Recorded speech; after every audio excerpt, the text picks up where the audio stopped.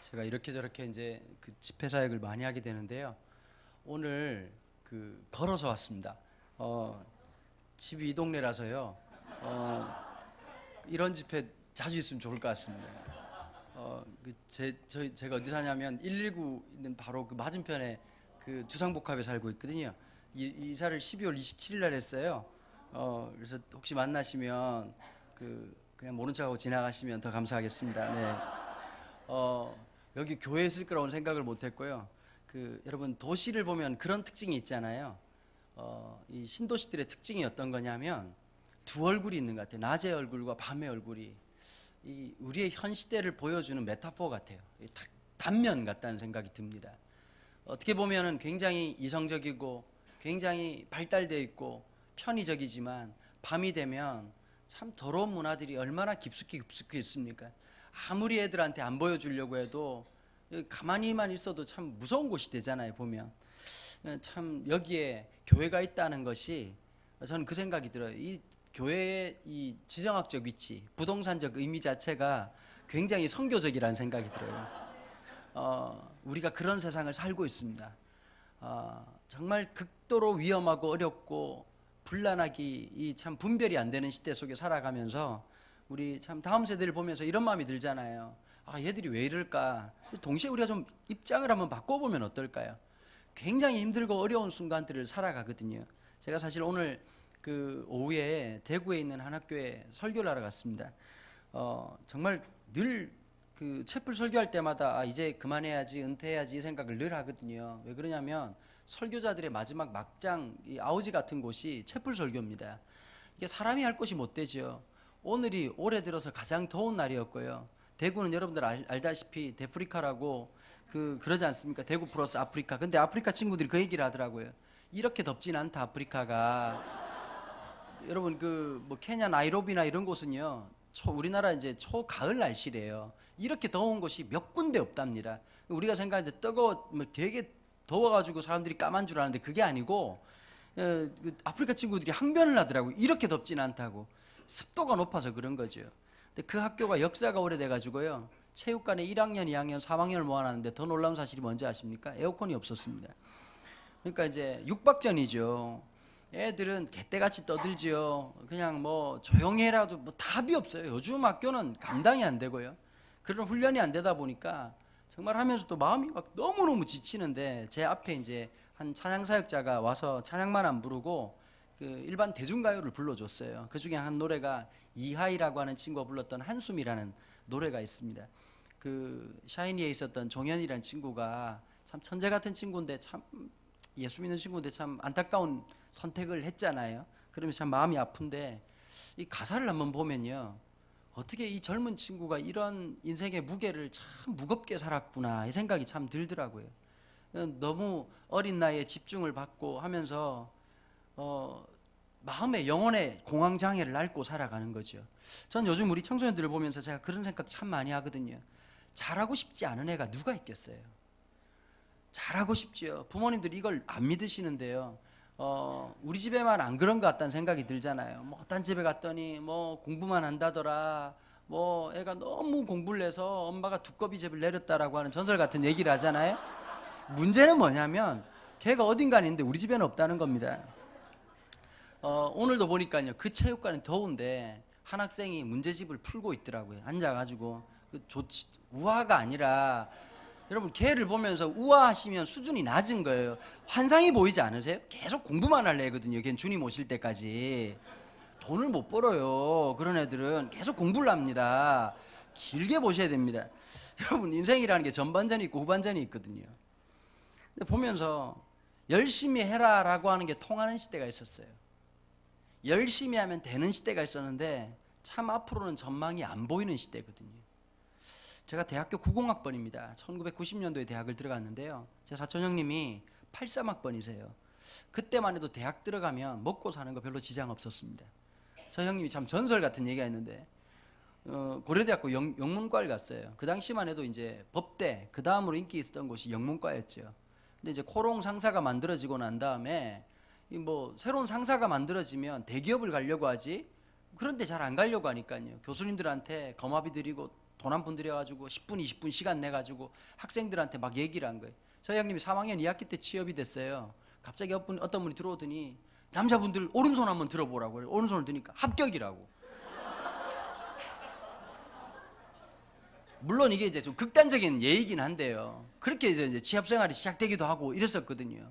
요즘 어떠냐면 학생들한테 속이는 거잖아요. 어떻게 보면 대학만 들어가라. 뭐 죽기 아니면 살기로 살아라. 그러면 성공할 거다. 근데 그 성공을 보장할 수 있냐고요. 제가 이제 주일날 목회를 하다 보니까 저도 참 쓸데없는 소리를 한 거죠. 보통 이제 저도 이제 4대째 예수 있는 집안에 태어났거든요. 저희 아버님도 목사님이신데 보통 목사 아들들은 하나님이 좀 인센티브를 많이 주시는 편입니다. 그래서 뭐 이렇게 뭐 복을 주신다든지 부인을 뭐 정기적으로 만난다든지 아니면 뭐 부동산에 놀라운 능력을 주신다는 주님께서 그 모든 걸 주시지 않으셨습니다. 제 아내는 전업주부입니다. 계속 집에만 있습니다. 늘 절 보고 하는 말이 있죠. 10년 내로 빚 갚으리오라는 이름을 붙여주면서 오늘도 파이팅이라는 말을 외치죠. 근데 이제 보통 아버지가 개척을 많이 하시면 아들들은 좀 예외시켜주는 경향이 있는데요. 저도 또 이제 이문식 목사님하고 또 이렇게 뭐 의미 있는 개척이긴 하지만 개척을 하면서 제 마음이 이런 마음이 들더라고요. 교인들이 쫙 헌금하는데 이제 뭐 조그마한 교회인데요. 이제 그 어떻게 그렇게 살겠어요. 그리고 또 저는 이제 그 솔직히 이렇게 그 집회하는 것 자체도 저한테 부르심이 있었거든요. 좀 독특한 그게 영원하지는 않을 거라고 생각해요. 어떤 한 기간에 그런 시간들을 주시고 상황을 열어주셨는데요. 그래서 제가 이제 쓸데없는 소리를 한 거예요. 교회다가 뭐 제가 뭐 그 이 파트타임 사역자 정도밖에 안 받겠다 이러면서 이제 제가 알아서 살겠습니다. 제가 그런 얘기를 절대 이렇게 수도권에서는 늘 조심하고 이렇게 했었어야 되는데 갑자기 이렇게 지방 호족의 호기로운 말들을 막 한 거죠. 그리고 이제 집회를 막 이렇게 다닐 수 있는 기회들이 많이 생겼습니다. 그러고 난 다음에 이제 하나님 참 그 먹여 살리려고 그러셨는지 주일날 새벽에요. 지금 5년째 하고 있는데 그 양지에 가면 그 하이퍼 기숙학원이라고 하는 학원이 있습니다. 그 의대 전문 학원들. 그러니까 이제 작년에 수능 쳤을 때 한 문제 틀려가지고 더 틀려가지고 실패했던 애들 있잖아요. 그러니까 실수라는 말이 굉장히 그 개인적이지 않습니까? 어떤 애는 이쪽 바닥이 다 나간 게 실수일 수 있고 어떤 애는 다 해가지고 하나 틀려도 실수일 수 있는 거 아니겠어요? 그러니까 소위 말해서 좀 공부 잘하는 애들이 들어오는 학원입니다. 한 달에 기본료가 380만 원이거든요. 거기다 이제 특강료 내고 그 다음에 이제 식비 내고 이러면 한 500만 원, 600만 원씩 들어서 아버지 숨만 쉬어야 되는 그런 상황이죠. 걔들이 쫙 이제 공부하는 겁니다. 의대를 목표로 두고. 얼마나 독한 놈들이냐면요. 1월달, 2월달, 3월달에 쉬는 날이 하나도 없어요. 계속 월요일만 있는 거예요. 그러니까 우리 교회는 부흥이 안 되는데 학원이 부흥되더라고요. 처음에 한 8명 설교를 하고 시작했는데 요즘 몇 명씩 모이냐? 한 120명씩 모이거든요. 그 애들이 이제 왜 오냐니까 사는 게 너무 재미가 없는데 재밌는 목사 한 명 온다 그래가지고 종교를 넘어서 가지고 이렇게 막 애들이 막 들어오기 시작을 하는 거예요. 제가 이래봬도 그 학원에서 1년에 적어도 한 30명에서 한 50명 전도합니다. 전혀 안 믿던 아이들이. 그러니까 참 너무 감사한 일이죠. 그리고 1년에 한 30학교 넘는 이 안 믿는 그 학교에서 아이들에게 그 설교하는 일을 하다 보니까요. 제가 아마 용어나 쓰는 어떤 언어들이나 전체적인 설교의 프레임 자체가 일반 목회자들하고는 조금 차이가 있습니다. 잘한다 못한다 이게 아니라 그 뭐 이렇게 뭐랄까요? 이렇게 그 용도가 다르다고 그럴까요? 저는 이제 늘 생각이 이런 거예요. 안 믿는 사람들이 있다라고 하는 전제와 아무도 안 믿는다는 전제 아래서 설교를 하는 습관이 되다 보니까 그렇게 됐던 것 같습니다. 근데 그 청년들, 그 학생들 죽으라고 시험을 치는데 더 가슴 아픈 일이 뭔지 아세요? 이 독한 놈들이요. 4월달이 되면 휴가를 줍니다. 2박 3일. 아무도 안 나갑니다. 5월달에 안 나갑니다. 6월달에 안 나갑니다. 그래서 학원에 어떻게 하냐? 7월달에 강제 방학을 합니다. 왜냐하면 애들을 쫓아내야 선생님들이 쉴 수 있으니까. 7월달에 보내고 난 다음에 나면요. 어떤 문제가 생기느냐? 8월달부터 그 학원 다니는 아이들의 20%에서 한 30% 정도가 이 정신과 약을 먹습니다. 애들이 몰라요. 마음이 아픈 걸 모르니까요. 소화가 안 된다. 머리가 아프다. 잠을 잘 못 자겠다. 그런 애들이 계속 울어요. 30%, 40%. 여러분 의대에 들어가면 모든 게 끝날까요? 의대 들어가는 학생들 저희 교회 2명 있는데요. 걔들이 그런 얘기 하더라고요. 요즘 의대 간다는 애들 있으면 도시락 싸들고 다니면서 말리고 싶다는 거예요. 100명 들어가면 5명을 1학기 때 이제 이렇게 잘라내는 거예요. 또 95명 남으면 또 5명. 6년을 이렇게 보내고 인턴 레지던트를 합니다. 정말 쉽지 않은 순간순간들을 늘 보내는 거예요. 우리 여기 있는 친구들이 이제 부모님 때문에 끌려오신 거잖아요. 표정들을 보니까 끌려오셨네요. 끌려오셨는데 아빠를 보면 참 뭐 별로 존경할 만한 게 없죠, 그죠? 왔다 갔다 하고 잠만 주무시고 소파에 앉아가지고 자정하사 다스리소서 이렇게 하시고 이제 과자 드시고 엄마한테 욕 듣고. 제가 이렇게 주상복합 살면서 제일 남자들이 안타까워요. 남학생들 정신 차려야 돼. 진짜 안타까운 애들 남자애들이에요. 다 분리수거 남자들이 합니다. 다 한숨 쉬고 있어요. 전부 다 슬리퍼 신고 와가지고 전부 다 이제 이럴 줄 알았으면 내가 왜 이랬을까 이러면서 이제 막 짜증나니까 막 쓰레기 막 집어 던지고 막 이렇게 하면서 이제 정리를 하는 거거든요. 근데 아빠들이 참 그런 것 같아요. 죽으라고 사회생활 하는데 집에 들어와 봐야 애들이라고는 뭐 아빠들 안 바라보잖아요. 애들도 눈치가 빤한 거죠. 누굴 털어야 돈이 나온다는 걸 아니까요. 경험으로 모든 통로는 엄마라는 걸 알잖아요. 제가 보니까 이 계좌이체를 만든 놈을 잡아 족쳐야 됩니다. 옛날 아빠들이 간지가 났던 게요, 월급날 괜찮았어요. 이렇게 월급날 노란 봉투에 월급 탁 안폭해서 이렇게 딱 가지고 오면 집안 청소 딱 해놓고 이제 첫째, 둘째, 셋째 이렇게 딱 줄 서가지고 딱 있잖아요. 그럼 아빠가 이제 시골에 이제 시장에 통닭 한 마리 딱 사오는 거예요. 요즘 치킨하고는 비할 바가 못 되는 거예요. 지금이야 치킨이 남아 돌지만 그때 당시에 이 시장 통닭이라는 건 한 달에 한 번 맛볼 수 있는 동물성 단백질로서 성장판을 열고 줄기세포를 새롭게 하시는 거의 뭐 창조적 능력을 일으키는 하나님의 능력이었다 이렇게 말할 수 있는 근원이었지. 그러면 탁 들고 와가지고 아빠가 야 먹어라 이러면 분위기 파악 못하는 둘째가 뜯어먹다가 첫째 형님한테 대가리 스매싱 한 대 맞으면서 아버지 드셔야지 이러면 이러고 있다가 이제 엄마가 밥 다 먹고 나면 아버지가 포켓에서 이제 월급 딱 꺼내가지고 애껴 쓰라고 그러면 네 아름다운 풍경이 펼쳐졌다고. 요즘 어떻습니까 여러분? 월급 확인 뭐로 하십니까? 문자로 하시잖아요. 입금되었습니다. 어디로 입금됩니까? 다 계좌이체로 와이프한테 갑니다. 그 애들도 이제 집에 가지고 아빠가 앉아있으면 아빠 왔어? 이렇게 하지 않는다고. 엄마는 이러거든요. 이게 무슨 네가 왜 여기 앉아있냐 이 뜻이란 말이에요. 정말 불쌍해 보니까. 애들도 다 엄마 편, 아빠는 막 죽으라고. 요즘 여러분 아침마다 밥 차려주는 와이프가 몇 명 되겠습니까? 아침에 사료 먹고 가지 않습니까? 제발 부탁입니다. 자매들한테 우리 어머니들한테 좀 부탁드립니다. 우유는 좀 사놓으십시오. 여러분 그냥 먹으려면 시리얼 그거 인디안 밥입니다. 잘못 먹으면. 우유는 좀 부탁드리겠습니다. 그 먹고 이제 가면 잠을 덜 깨가지고 아메리카노를 그렇게 처먹고 점심때 철판에다 밥 받아 먹고 밥 좀 더 주십시오 이렇게 해가지고 천하의 불쌍한 사람들이 아빠들이에요. 목사님들이 이걸 아셔야 돼요. 금요일날 이 금요기도에 남자들이 나왔다. 이건 제가 볼 때 홍해가 갈라진 것 이상의 역사거든요. 물론 마음으로는 여자분들 어머니들이 이걸 알아야 돼요. 남편을 보고 늘 우리 남편은 믿음 없다고 생각하시잖아요. 그 잘못된 생각이에요. 집에서 계속 앉아가지고 큐팀 물론 이제 집도 힘든 일이지만 남편들은 가가지고 하나님이 진짜 놀라운 일을 하셨어요. 모든 직장에요. 그렇게 골고루 또라이들을 한 명씩 심어놨어요. 정말 영혼을 탈곡기처럼 탈탈 터는 김 부장, 이 부장을 곳곳에 파송시켜가지고 이걸 뭐라 하냐 또라이 질량 보존의 법칙이라고요. 어떠냐면 저 사람만 없으면 직장생활 하겠다고 생각하잖아요. 걔가 없어지면 또 다른 애가 돌변하기 시작해. 이게 참 놀라운 역사가 있죠. 정말 너무너무 힘든 거예요. 전혀 다른 가치관 속에서 거기서 부딪히고 살면서 있다가 일주일 내내 있다 보면 영혼이 바닥을 쳐요. 그래서 금요일 날 마음이야 금요기도에 와야지 늘 마음을 갖지만 정말 그게 쉽지가 않거든요. 저도 이제 금요기도에 지금 오늘 우리 교회에서 하고 있지만 기도하러 올라오시는 남자분들 볼 때마다 마음이 뭉클뭉클해요. 어떻게 살았을까? 일주일 동안 어떻게 지냈을까? 그래서 제가 한 분 보고 집사님 이번 한 주 정말 잘 버티셨어요. 그랬더니 아니 50대 중반 되시는 분이 눈물을 흘리시더라고요. 부인도 몰라주는 거예요.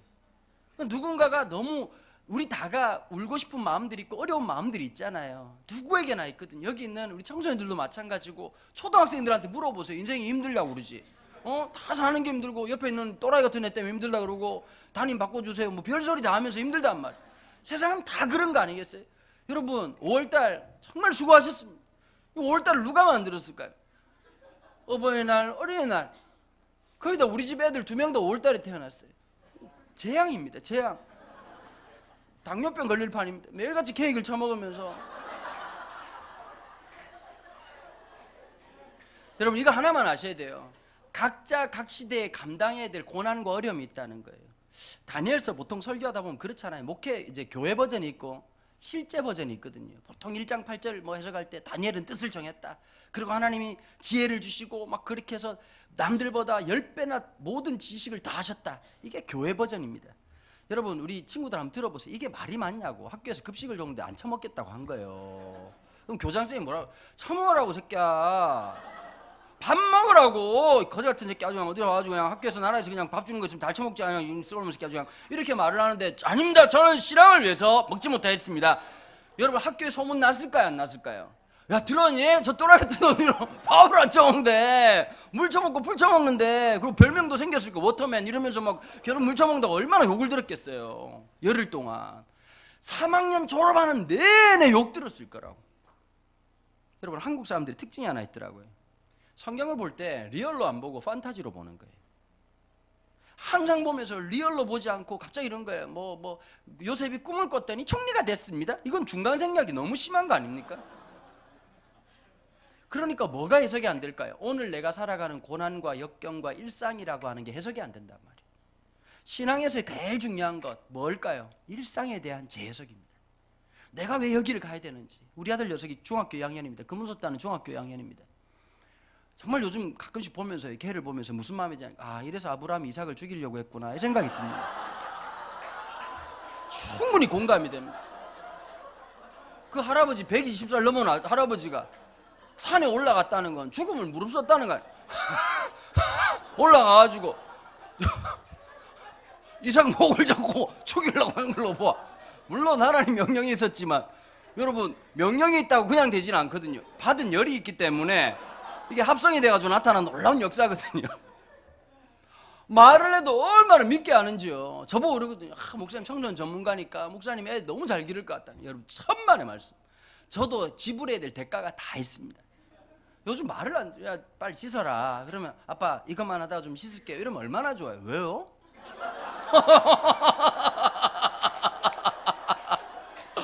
와 진짜 자꾸 제가 하면 안 되는 말.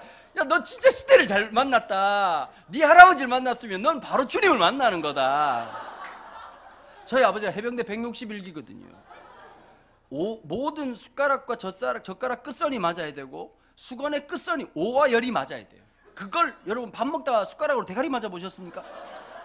너 자세가 왜 그러냐. 진짜 아버지 무서웠거든. 하루에 가정예배 2번씩 드리고 그게 항변을 할 수가 없었어요. 가정예배 새벽 6시에 가정예배 드리고 난 다음에 성경 적장 읽고 5문제 내서 4문제를 맞춰야 밥 주는 희한한 집안. This is my life. 진짜 그런 인생을 살았단 말이에요. 저는 초등학교 3학년 때까지 모든 인민이 그렇게 사는 줄 알았어요. 그렇지 않다는 걸 깨닫고 제가 얼마나 힘들고 막 왜 우리 집만 이럴까. 그리고 아버지한테 말을 못했다고. 너무 무서우니까 아버지가. 그랬다가 이제 애가 뭐 씻으라고 그러는데 감히 아빠가 씻으라고 하는데 예 아버지 알겠습니다 이렇게 하는 게 아니라 왜요? 이건 아버지 전 맞을 때가 됐어요 이런 얘기 아니겠어요? 정말 속상하고 힘들지요. 쉽지 않아요. 모든 사람들이 살아가야 될 일상이 있다고요. 우리 집에 첫째가 중학교 2학년이고 둘째가 딸인데 초등학교 6학년이에요. 그 딸 녀석이 이제 이번에 태권도 3단 이제 시험 치거든요. 집에서 날마다 가끔씩 앉아 있으면 어떤 마음이 드는지 아세요? UFC 직관하는 느낌입니다. 둘이서 무협지를 찍습니다. 얼마나 싸워대는지요. 정말 마음을 내려놓고 있어야 사는 거지. 저것들 보면 어떻게 해야 될지 이런 마음이 들거든요. 각자가 감당해야 될 다 일상들이 있다는 거예요. 여러분 다니엘이 하나님 앞에 뜻을 정했기 때문에 지불해야 될 대가가 있단 말이에요. 우리가 신앙생활을 하기 때문에 지불해야 될 대가가 있단 말이에요. 내가 믿음이 없다고 생각하는 친구들 분명히 있을 거예요. 저는 믿음이 없습니다 라고 하는 게 믿음입니다. 여러분 믿음의 첫 번째 단계는 불신이에요. 안 믿어지는 거예요. 여러분 관심도 없으면 마음도 없어요. 이제 제일 큰 갈등이 뭘까요? 죽은 사람을 살렸다. 왜 그랬을까? 주님이 죽은 놈을 살릴 게 아니라 지금 지금 내가 죽었는데 지금 대가리가 죽었는데 하나님 이걸 좀 살려보시죠.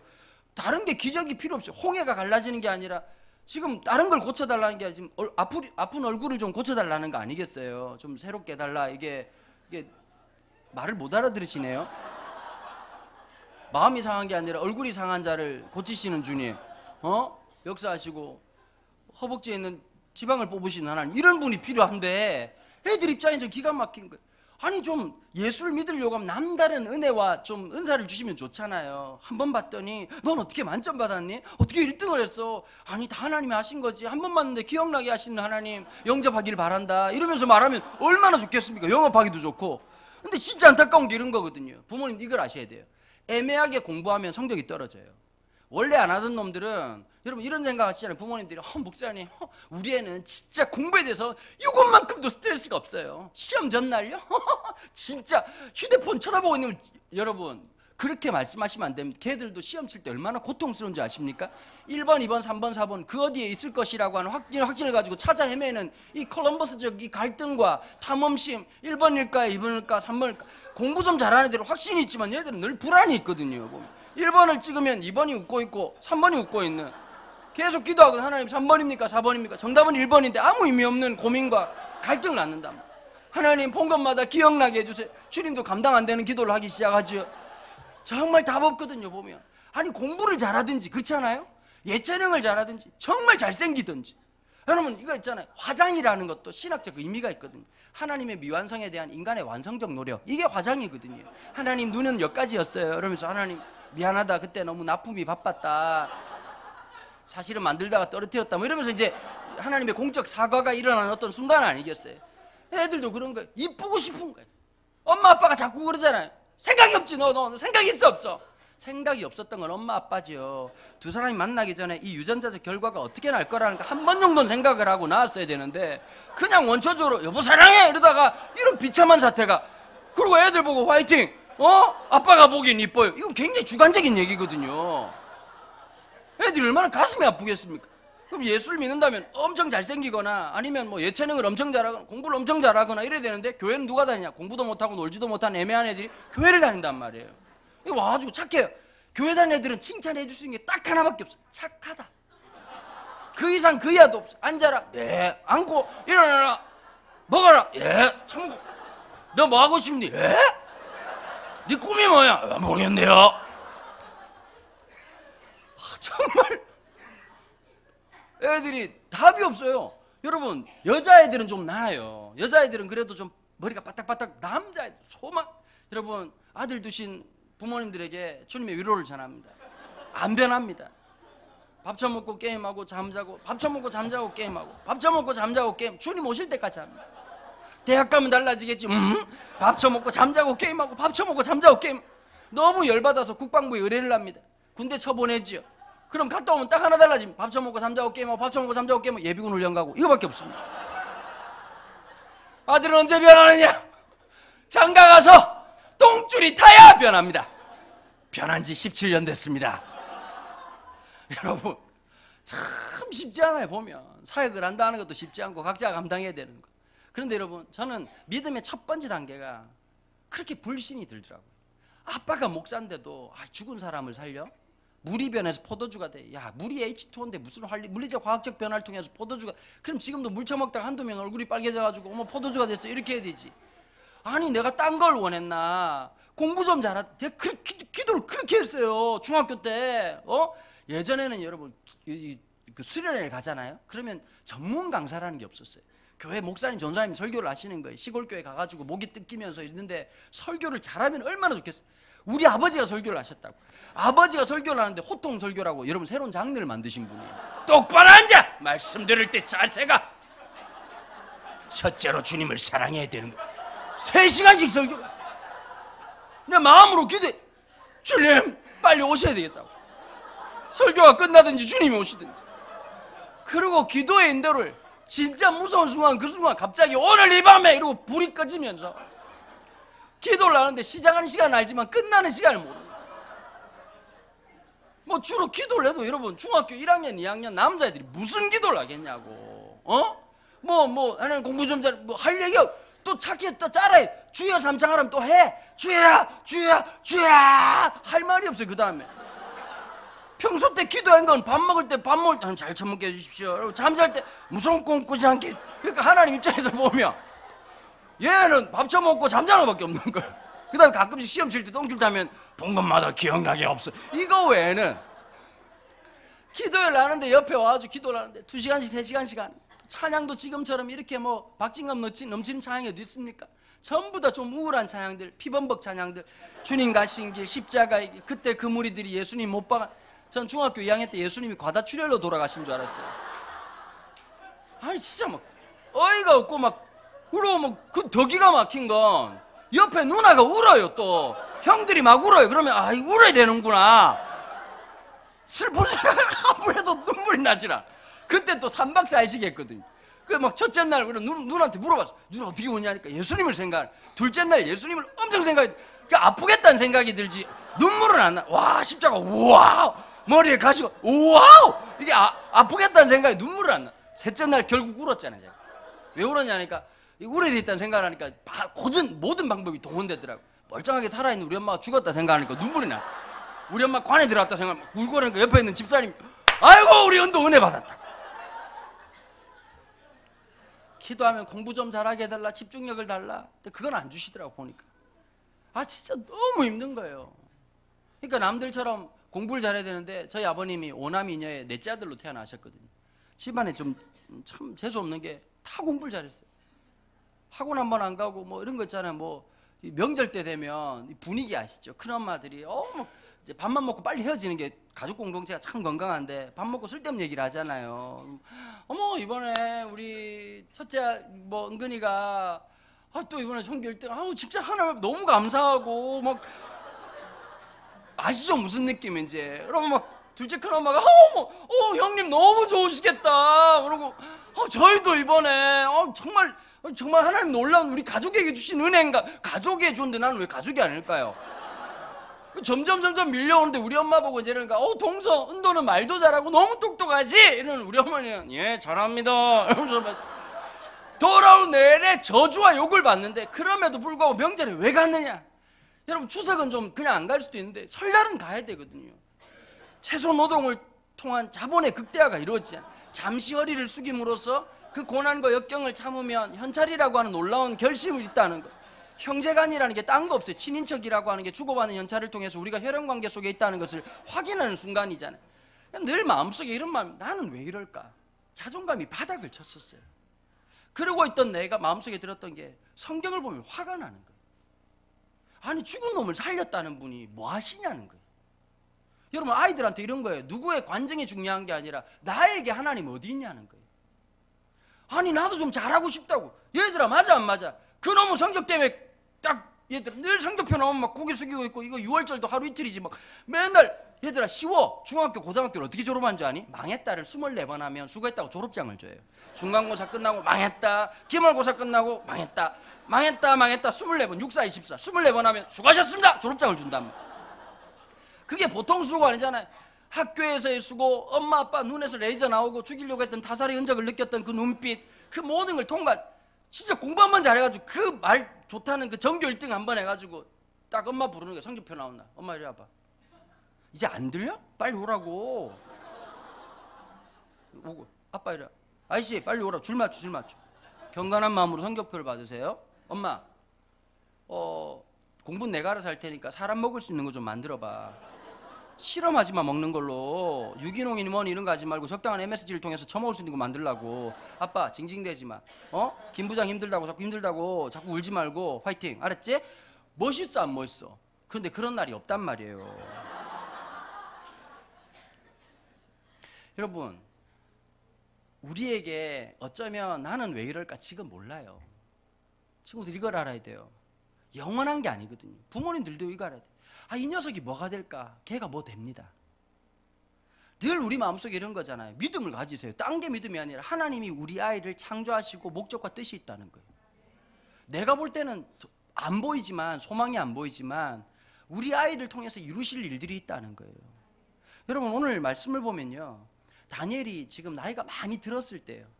17살밖에 안 됐던 이 청년이 67년이라는 세월이 지나고 난 다음에 거의 70대 후반 80대가 돼가지고 오늘 이 말씀을 기록하고 있어요. 여러분 그 정도 되면 하나님이 고정고객 의대를 해주시던지 노익장들 늙으셨으니까 하나님 나라 이제 경로대증 발급됐으니까 좀 봐줘야 되잖아요. 제국이 바뀌어요. 바벨론이 멸망하고 페르시아가 세워졌는데도 불구하고 총리로 세워져요. 왜 그런지 아십니까? 다니엘은 자기를 위해 산 사람이 아니라 부르심을 살았던 사람이기 때문이에요. 여러분 이제 진짜 중요한 게 있어요. 얼마나 그 사람이 유명하냐보다 더 중요한 게 하나 있습니다. 어떤 인생을 살아가느냐는 겁니다. 예전에 우리는 입지전적인 인물을 좋아했죠. 누구의 아들, 딸, 아니면 기업을 일으킨 엄청난 사람. 그러나 그 이면에 우리는 뭘 봅니까? 부정부패를 보고 더러움을 봅니다.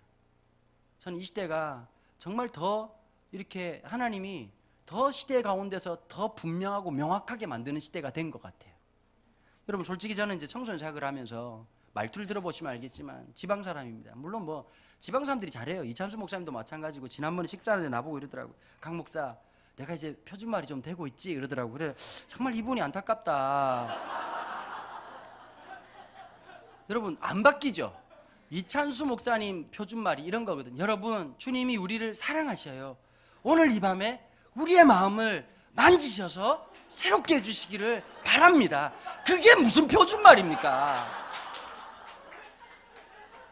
대구 촌사람 표가 펄펄 나죠. 미국에서 대학을 나오셨다는 분이 영어 발음이, 와, 전 일본 제국시대 때 배웠던 영어 발음 같고요. 이 경상도 사람들이 제일 안타까운 게 뭐냐면 방송할 때 표가 너무 나거든요. 생긴 거 가만히 있으면 강남에 집이 몇 채 있을 것 같은데 말하면 굉장히 저렴해 보이지 않습니까? 진짜 안타까운 게 있는데요. 저도 촌놈이에요. 근데 여러분, 예전에 청소년 사역이라고 하는 게 어땠냐면 이게 유명해지는 이 엘리트 코스, 뭐 고속도로 같은 곳이었다면, 그게 정말 기라성 같은 사람들이 많았습니다. 근데 여러분, 잘해서 이렇게 알려지고 집회를 다닌 게 아니에요. 어느 날 갑자기 사라지셨어요. 뭐 갑자기 뭐 강사가 펑크가 나고 교통사고가 나고, 이제 그분들 이유를 나중에 보니까 교통사고를 난 분들이 다 감옥을 가시고요. 뭐 말을 못 알아들으시는데 하여튼 사고 쳐가지고 감옥 가시고, 하면 안 되는 짓 해가지고 감옥 가셔가지고 가만히 있었는데 사라진 거예요. 그래서 갑자기 주강사가 되기 시작한 거예요. 전화가 와가지고. 참 중요한 게 있다고 생각하더라고요. 유명해지는 것보다 더 중요한 게 나한테 주어진 길을 묵묵히 가는 거예요. 고난의 길을 묵묵히 가는 거예요. 여러분, 다니엘도 67년을 달리면서 영적으로 지치고 힘들 때가 있어요. 여러분, 다니엘서를 보면요, 6장이 먼저가 아니라 시대 순으로 보면 9장이 먼저입니다. 9장에서 다리오 왕이 왕권을 잡고 페르시아가 세워졌을 때 하나님께서 놀랍게도 그때 영화를 열어가지고요, 환상을 보여주십니다. 환상을 보여주시면서 하나님의 사자가 지금 막 오려고 하는데 페르시아 군대가 막고 있는, 막 그냥 판타지 같은 게 막 나타나거든요. 이걸 갖다가 이제 묵시문학 형식이라고 얘기하는데요. 다니엘서가 참 어려운 게 역사서와 묵시문학이 동시에 이끌어져 있는, 조금 이렇게 뭐라 그럴까요? 어벤져스 느낌이 좀 난다 그럴까요? 그래서 9장을 보면 이게 뭐지 싶은 그런 생각이 나고, 어벤져스라고 생각하시면 막 갑자기 막 하나님 전사가 올라가는데 페르시아군이 막고 막 이렇게 해가지고 막 망치 들고 설치고 막 이렇게 하다가 이제 겨우 오는 내용들이거든요. 그 내용을 통해서 뭘 발견하느냐, 9장에서요 이 다니엘이 너무 마음이 힘든 거예요. 67년을 있는데도 불구하고 변화되지 않는 이 세상 속에서 어떻게 내 믿음을 살아가야 될까 갈등하고 있는데, 예레미야의 성경을 딱 읽다가, 이 당시엔 성경이 굉장히 어려웠습니다. 왜 어려냐면 파피루스라는 종이가 없었거든요. 양피지에다 기록을 했어요. 그러니까 성경책을 갖고 다닌다는 게 엄청난 일이 또 하나가 있어요. 원래 성경책은 장과 절이 없습니다. 몇 장 몇 절이 없어요. 마소라라고 하는 학파에 의해서, 여러분 생각해 보세요. 스크롤에다가 엄청나게 가지고 가만히 있어 보자, 이사야 그게 어디 있더라 이러면 1장부터 펼쳐가지고 찬다고 생각을 해봐. 몇 장 몇 절이 없으니까. 그래가지고 마소라라는 사람들이 장과 절을 만들었어요. 그래서 성경을 구하는 것도 굉장히 어려운 일인데 굉장히 고가였겠죠. 성경을 찾아가지고 이제 읽기 시작하는데, 예레미야의 글에서 뭘 발견하느냐, 하나님 예레미야가 별명이 있죠. 눈물의 선지자라고. 이제 곧 이스라엘이 멸망할 거다, 남유다가 멸망할 거다. 그러니까 그 말 할 때마다 예레미야가 펑펑 울고, 그래, 하나님이야 그만 울어 임마, 그만 울어 시켜, 아주 이렇게 말하니까 안 돼요 안 돼요. 그러니까 너 시대 때는 망하지 않을 거다. 그럼에도 불구하고 예레미야가 그 망해가는 민족 앞에서 마음 아픈 것을 있는데 하나님 얘기하시죠. 영원히 멸망하지 않는다. 70년 동안 포로로 보냈다가 내가 다시 돌아오게 할 것을 약속하신단 말이에요. 그 약속의 글을 다니엘이 읽어요. 9장에서 읽으면서 뭘 깨닫느냐, 올해가 67년 차 된다, 3년 남았다는 걸 깨달아요. 그러면서 다시 한 번 더 어떻게 하냐, 재헌신을 하게 되는 거예요. 여러분, 다니엘서 1장 8절과 똑같은 구조로 기록되어 있는 게 6장 10절이에요. 왕의 조서에 도장이 찍힌 것을 알고 이제 내가 하나님 앞에 기도하면 사자굴에 들어갈 것을 알고도 다니엘은 감히 하늘을 다락방에 올라가가지고 전에 하는 것처럼 예루살렘으로 향한 창문을 열고 또 하루에 3번씩 기도했다는 거예요. 그 결과 때문에 어떻게 됐습니까? 하나님 축복하셨습니까? 사자굴로 끌려갔습니다. 이 모든 것을 알고도. 여러분, 세상을 살아가면서 우리가 하나 깨달아야 될 게 하나 있어요. 우리의 생각대로 안 돼요. 우리가 감당해야 될 어려움이 있는 거예요. 여러분, 우리가 생각하는 것처럼 하나님께 뜻을 정했더니 총리가 됐더라, 잘 됐더라, 좋은 대학 갔더라, 좋은 직장 갔더라 끝나는 게 아닙니다. 우리는 숨쉬고 살아가는 내내 갈등과 마주치고 늘 마음속에 어렵고 힘들고 내 인생의 한계를 만나고 살아갑니다. 그런데 그 인생 속에서 하나님 어떻게 하시느냐? 연약한 내 인생 속에서 페레코레시스, 내 인생 속에서 주님이 내재하시고 우리 연약함에 우리 주님의 손길이 함께 해주시고 붙잡아 주시고 동행해 주신단 말이에요. 전 하나 분명히 믿어요. 오늘 이 자리에 온 우리 청소년들이 믿음이 없다고 생각하시죠? 그 겨자씨 하나일 만한 그 믿음을 통해서 하나님이 이루실 거고 하나님이 역사하실 거고 새롭게 할 거라고 저는 확신합니다. 아니, 올 초에 우리 고등부 1학년 학생이 갑자기 간증을 한대요. 시키지도 않았던 간증을 갑자기 한대요. 그리고 해봐라 그랬더니 하는 말이, 제가 2년 동안 미쳤었나 봅니다. 사춘기가 심했거든요. 너무 놀랐어요. 애가 혹시 저 때문에 힘드신 분들 용서해 주십시오, 사춘기였습니다, 이러고 지가 지 입으로 얘기를 하더라고. 애가 그러는 거예요. 왜 그랬는지 자기도 모르겠다는 거예요. 그 순간이 오거든요. 여러분, 이런 게 너무 힘들어요. 저거 언제 변하겠나 싶은데 갑자기 변해. 엄마들이 이걸 알아야 돼. 40대 50대 엄마들이 친구들끼리 만나가지고 애들 때문에 논의하면 아무 의미가 없어. 주님 말씀하신 소경이 소경을 인도하면 구덩이에 빠진다고. 아니, 17살짜리가 17살짜리한테 내 인생은 어떻게 될 것 같니? 넌 이러면 돼. 여러분, 그 바보 같은 짓이잖아요. 둘 다 지금 애 때문에 지금 똥을 싸고 앉았는데 지금 둘이 앉아가지고 어떻게 하면 좋겠네 이러면 이 학원으로 갈까 저 학원으로 갈까? 답이 없습니다. 누구한테 물어봐야 되느냐? 내일 모레 돌아가실 것 같은 권사님들한테 물어봐야 돼요. 권사님, 우리 애가 사춘기입니다. 그분들이 진리를 말하거든. 다 끝난다 이렇게 말하거든요. 우리도 다 지나왔지 않습니까? 사람의 기억이라고 하는 게, 페스팅어라는 아주 유명한 심리학자가 있지요. 그 인지 부조화 이론을 말했던 사람이요. 그 말만큼 유명한 말이 하나 있습니다. 인간은 합리적 존재가 아니다, 합리화하는 존재다, 이 말을 했어요. 자기 건 아름다워. 엄마들한테 물어봐. 다 그치, 애들아 신기한 게 있지. 엄마는 공부 잘했어? 그만 잘했지? 얼마나 열심히 하는지 아니? 그건 본인 기억이에요. 외갓집에 가서 물어봐야 돼. 그럼 다 달라. 아이고, 할아버지가 하는 말이, 네 엄마 남자가 가서 계속 바뀌었다 뭐 이렇게 말할 수도 있는 거고, 하여튼 뭐 여러 가지 얘기가 있을 수 있는 거잖아요. 다 사람이라고 하는 게 그런 거거든요. 여러분, 우리도 다 지나온 길이에요. 또 지나갈 길이거든요. 저 아이 속에 뭘 봐야 될까요? 겨자씨 하나일 만한 믿음을 봐야 된다. 여러분, 다니엘이 처음부터 그랬을까요? 믿음이 뜨거웠을까? 아니에요. 예루살렘 성전이 무너지고 지성소가 무너지면서 이 사람들에게 신화적인 믿음이 있었잖아요. 지성소 안에 하나님이 계시기 때문에 누가 와도 우린 무너지지 않을 거라고는 거짓 선지자들이 외침이 있었다고. 신화적인 믿음이었죠. 뭐가 힘들었을까요? 하나님을 믿지만 멸망할 수 있다. 하나님을 믿지만 무너질 수 있다. 하나님을 믿지만 포로로 끌려갈 수 있다. 그거 받아들이는 게 얼마나 힘들었을까요? 애들도 마찬가지인 거예요. 예수 믿는데 공부가 잘 안 돼. 예수 믿는데 거울을 보니까 깨버리고 싶어. 예수 믿는데 잘 안 돼. 얼마나 속상하겠냐고요. 힘든 게 있거든요. 그 속에서 그래도 신앙을 버리지 않고 여러분 주일학교 오고 청소년 예배 드리고 하면서 겨자실 같은 믿음 하나하나가 생기는 거예요. 루터가 말한 것처럼, 루터에게 누가 물었어요? 믿음은 어떻게 생기는 것입니까? 무의식이란 말을 개혁주의 신학자 중에서 처음으로 썼던 사람이 바로 루터라는 사람입니다. 이 루터가요, 무의식 세계 속에 뿌려진 하나님의 씨앗과 같다.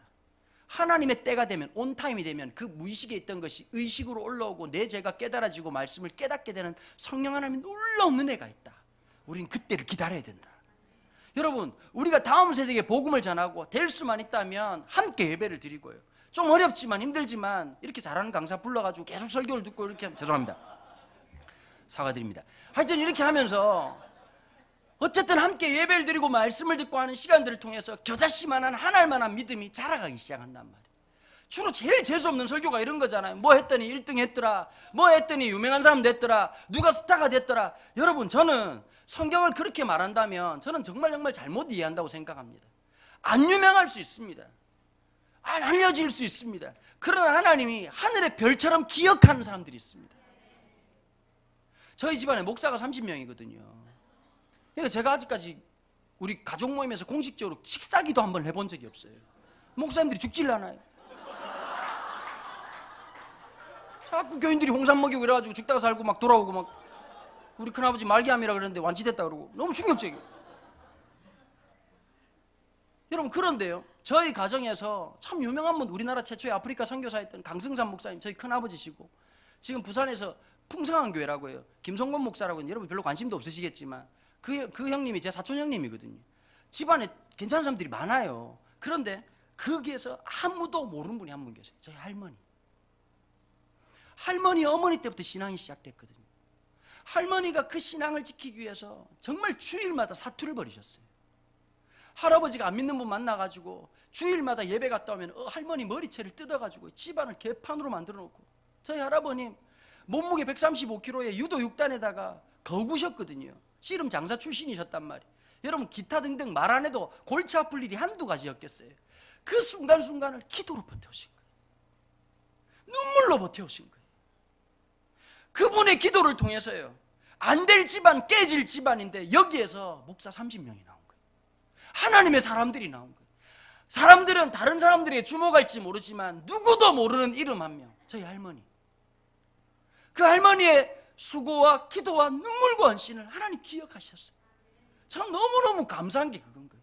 여러분 다니엘이 이 마지막 고난의 3년을 있으면서 이 고난을 묵묵히 받아들이는 거예요. 나 왜 이렇게 힘듭니까 하나님? 67년 동안 개고생했는데 또 고생시키십니까? 아니 하나님 참 너무하십니다. 이제 그냥 아주 이끌라고 그냥 사자 사파리로 인도하십니까? 제가 뭐 어디 뭐 에버랜드 뭐 연간 회원권을 끊은 놈도 아니고 어디로 이끄시냐고 이런 말 하지 않습니다. 미동도 하지 않습니다.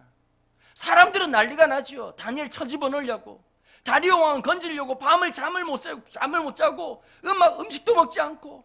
그런데 여러분 모든 사람들이 난리를 났지만 사자굴 속에서도 깊은 바다처럼 잠잠했던 한 사람, 다니엘입니다. 기도하는 사람에게 그걸 주십니다. 여러분 기도하는 사람들에게 능력을 주시는 게 아니라 뭘 주신지 아세요? 하나님이 함께한다는 확신을 주십니다. 세상이 줄 수 없는 평안을 주십니다. 내 가는 길에 주님이 함께 하시는구나.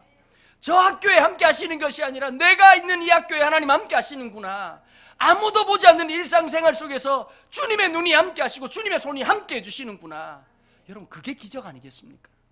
한순간 한순간 살아갈 때 엄청난 이벤트처럼 판타지를 살아가는 것이 아니라 하나님의 리얼리티, 하나님의 임재가 우리의 실제 생활 속에서, 보잘것없고 별것없는 우리의 인생 속에서, 우리 자녀 관계 속에서, 그 아이의 갈등과 어려움 속에서 하나님이 함께 하시면서 우리의 삶을 하나님의 자녀로 빚어가신단 말이에요.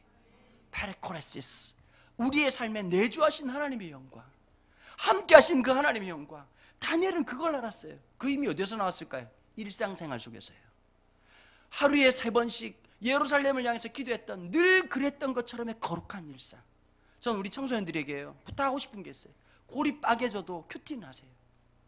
성경 한 절이라도 읽으세요. 하나님 앞에 절대적 가치와 절대적 시간을 좀 가지세요. 여러분 그게 아무것도 아닌 것 같죠? 10년이 쌓이고 20년이 쌓여 보십시오. 다릅니다. 오늘 내 삶에 그게 있냐는 거예요. 오늘 이 밤에 여러분들이 함께 나오셨습니다. 오늘 이 기도회를 통해서 우리가 한번 다짐하는 거예요. 내 일상의 작은 변화들, 내 머리맡에 큐티책 놓고, 내 머리맡에 찬양 하나 틀어놓고, 아침에 일어날 때 또 그 말씀 붙들고, 파도가 치고 어려움이 오겠지요. 우리가 목숨 마지막 호흡할 때까지 그런 어려움들이 있겠지만 주님이 함께 한다는 그 믿음 때문에. 제가 이 얘기하고 마칠게요. 시간 다 됐네. 그 저희 재밌으시죠? 제가 잘하는 겁니다. 저희 할아버님 91세에 돌아가셨어요. 91세에 돌아가셨는데 마지막까지 제가 저희 할아버님 보면서 성화가 뭔지를 그때 배웠어요. 평생을 40세 때 극적인 회심을 하게 되셨거든요. 그 할머니의 기도를 할머니 그러시더라고요. 기도는 절망하면 안 된다. 하나님 언제 역사하실지 모른다. 저희 할아버지가 길 가다가 예수님을 영접했어요. 유도 아까 6단이라고 그랬잖아요. 넘어졌어요. 넘어져다가 팔을 이렇게 낙법을 쳤는데 돌덩이 때문에 팔이 복합골절이 되신 거예요. 근데 팍 넘어지면서 갈비뼈 3개가 나간 거예요. 하늘을 보는데 갑자기 두려움이 확 오더니 우리 할머니 믿는 예수 믿어야 되겠다 이 생각이 딱 들더래요. 자빠져서 길바닥에서 거의 사도 바울급이에요. 그날부터 새벽 기도를 가신 거예요. 예수를 안 믿기는데 금식을 하셨대요. 목사님이 금식 기도를 해가지고 여러분 예수 안 믿고 밥을 처먹으면 얼마나 배고프겠습니까? 믿고도 배고프는 게 힘들어 죽겠는데 그래 막 계속 막 너무 단순하게 기도를 하셨대. 한번 보자. 당신 한번 보자. 자꾸 사람들이 만난다 그러는데 나도 한번 만나자. 왜 나만 쌩까냐? 그 일주일 동안 할아버지가 배 굴면서 그 막 성질이 나가지고 막 배는 고파 죽겠는데 막 나자니까. 그러니까 마지막 날에 저희 할아버님 환상을 보셨다 그러더라고요. 부활하신 그 십자가에 지신 예수님이 우리 할아버지 이름을 부르면서 내가 널 위해서 십자가에 죽은 예수라고. 그날 이후로 새벽기도를 시작하신 거예요. 평생을 예수 믿었어요. 저희 큰아버지가 아프리카 선교사로 나갈 때 가족들끼리 모여가지고 파송 예배를 1979년도에 드렸습니다. 제 초등학교 1학년 때요. 지금도 기억나는 게 있어요. 예배 다 끝나고 난 다음에 할아버지가 이러셨어요. 나는 학교라는 데를 못 다녀봐서 선교사가 뭔지 잘 모른다. 내가 아는 게 하나 있다. 승삼아, 선교사는 가서 죽는 거다. 살아서 돌아오지 마라. 이가 애비가 한 주는 마지막 다 울었어요. 정말 다 울었어요. 정말 그 기도가 깊으셨거든요. 마지막 날까지 저희 할아버님이 하루 종일 극동방송을 이런 평생 예배드렸던 분인데요. 그 내가 할배 보고 그랬어요. 할배, 설교가 그렇게 좋소? 그랬더니 나보고 그러더라고. 야, 경상도 사람의 이 간단하지만 진한 말 이렇게 말하더라고. 막판에 똥 안 쌀라고 안 그러나? 이러시는 거예요. 이게 무슨 뜻이냐니까 예수 믿다가도 마지막에 헛소리하고 죽는 사람들 너무 많더라. 믿음의 다른 박질이 뭔지 여러분, 구원이라고 하는 게 이미 우리에게 주어진 거지만 아직 이루어지지 않은 사건이잖아요. 그 안에 있는 두려움과 떨림을 갖고 살아야 되잖아요. 우리가 늘 마음속에 구원의 이 2시간표 사이에서 하나님 앞에 두렵고 떨림으로써 매 순간 구원 받을까 안 받을까, 하나님 줄까 안 줄까, 이게 아니라 우리의 삶에 이루실 그 하나님의 영광에 대한 인격적 두려움과 떨림을 갖고 살아야 되잖아요. 마지막까지 기도하시면서 그렇게 가시더라고요. 그러면서 여러분, 모든 사람이 죽음에 대한 두려움이 있잖아요. 마지막 임종을 찬송 부르면서 가시는데 마지막 기도 제목 중에 몇 가지가 있으셨는데 온 가족들이 모여가지고 하나님 마지막 예배하면서 하늘나라 가는 게 저희 할아버지 마지막 기도 제목이었는데, 아프리카 나이지리아에 있던 큰아버지가 소식을 듣고는 할머니 때도 못 오시고 돌아가실 때 못 오셨단 말이에요. 3일 동안 비행기를 타고 들어오시는데 제가 지금도 기억나요. 날빛보다 더 밝은 천국, 믿는 마음 가지고 가기 3절을 부르는데 큰아버지가 문을 열고 딱 들어오셨어요. 아버지 하고 들어오시는데 야, 마지막 힘을 내시더라고. 손을 딱 펼치더니 며칠 후 찬송을 부르시는 거예요. 마지막 그 찬송 딱 끝나고 난 다음에 환하게 웃으면서 가시는 거예요. 제가 그때 느꼈어요. 마지막의 신앙도 죽음에 대한 두려움, 죽음에 대한 염려, 근심이 있다고, 인간인지라. 그런데요, 다시 주님을 바라보면 뭘 주는지 아세요? 주님이 함께한다는 그 믿음. 네 죽음에 내가 함께한다. 이게 끝이 아니다. 주님의 손을 붙들면 마지막 호흡이 어떻게 되는지 아세요? 찬송으로 끝날 수 있는 거예요. 시작은 미약하지만 나중을 장대케 하실 그 하나님이 우리 하나님이십니다. 여러분들이 기도할 때, 여러분들이 주님을 바라보기 시작할 때, 지금은 염려고 근심이고 눈물이었던 그것이 기도로 바뀌게 되고 우리의 한숨 소리가 찬송으로 바뀌는 그 놀라운 역사를 오늘 이 시간 행할 줄 믿습니다. 이 시간 한번 통성으로 같이 기도하실까요? 특별히 오늘 시간 기도할 때 우리 가정을 위해서 좀 기도